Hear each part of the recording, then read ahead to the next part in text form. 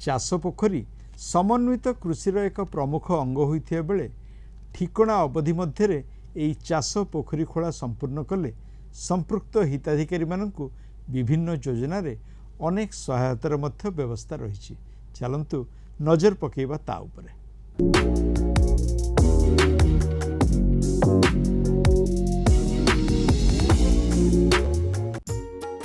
केवल जलसेचन रे सीमित रहिबनी चाष पोखरीर व्यवहार, यह सहायक हेबो चाषी को रोजगार को बहुगुणित करिबारे। मनरेगारे चाष पोखरी खनन पर से माछ और बतक चाष, हुड़ारे विभिन्न कृषि और उद्यान कृषि फसल, वृक्षरोपण, घास चाष और उन्नत जलसेचन व्यवस्था आदि पई राज्य सरकार हिताधिकारी को नानादी सहायता जोगाई देउछंती। क्षुद्र और नाममात्र चाषी, अनुसूचित जाति और जनजाति तथा महिला को एथिरे प्राथमिकता दिया जाउछि। चाष पोखरी खेत को जल उठाइबा निमंते कृषि और खाद्य उत्पादन निर्देशालय पक्षरु PAII योजना रे पंपसेट किनिया पई सब्सिडीर व्यवस्था रही। अनुसूचित जाति, जनजाति और महिला हिताधिकारी को 50% किंबा सर्वाधिक 10,000 टंका सब्सिडी मिलुथिया बेले पोखरी खोली सारिथिबा अन्य हिताधिकारी को 40% किंबा सर्वाधिक 8,000 टंकार सब्सिडी मिल पारुछि। एथिसह प्रति चाषी पिछा गोटिए लेखाएं डाली किंबा तैलबीज जातीय फसल बिहन मिनी किट जोगाई दिया जाउछि। उद्यान कृषि निर्देशालय पक्षरु चाष पोखरी खोली सारिथिले इनपुट सब्सिडी स्कीम रे पनीपरिबा चाष पई मिनी किट किंबा फलचारा प्रदान करा जाउछि।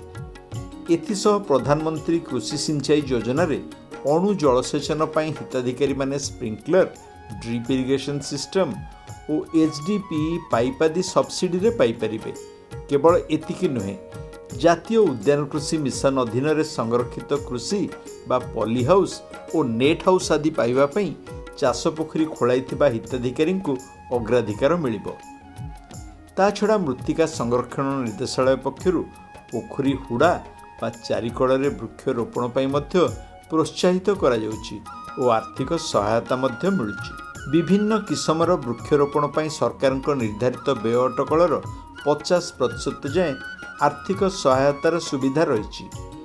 NMSA अंतर्गत रेनफेड एरिया डेवलपमेंट बा RAD क्लस्टर रे चाष पोखरी हिताधिकारी को विभिन्न प्रकार समन्वित कृषि पई एवं ता सहित ग्रीन हाउस बा शेडनेट निर्माण पई आर्थिक सहायतार व्यवस्था रही। चाष पोखरी रे माछ चाष पई हिताधिकारी को प्रशिक्षण सह आर्थिक सहायता जोगाउछि मत्स्य निर्देशालय। माछ बिहन और माछ खाद्य पई साधारण वर्गर हिताधिकारी को 40% एवं अनुसूचित जाति जनजाति वर्गों पई 60% जाए सब्सिडी सुविधा रही। सेहीपरि प्राणीपालन और प्राणी चिकित्सा निर्देशालय पक्षरु बतक और कुकुड़ा एवं घास चाष पई भी सहायता और प्रशिक्षण मिलुछि। यह सह ओडिशा जीविका मिशन अधीन रे जॉब कार्ड थिबा चाष पोखरी हिताधिकारी को निजस्व बगीचाटीए करी परिवार खाद्य चाहिदा मेंटाइबा पई फल चारा और पनीपरिबा मंजी दिया जाउछि। जंगल और परिवेश विभाग मध्य एथिरे जोड़ी होई आग्रही चाषी को पोखरी हुड़ारे वनीकरण पई मागणा चारा जोगाई देउछि। ठीक समय रे पोखरी खोला पई चाषी माने चाहिए एई सब सुविधा सुजोग नहीं परिबे।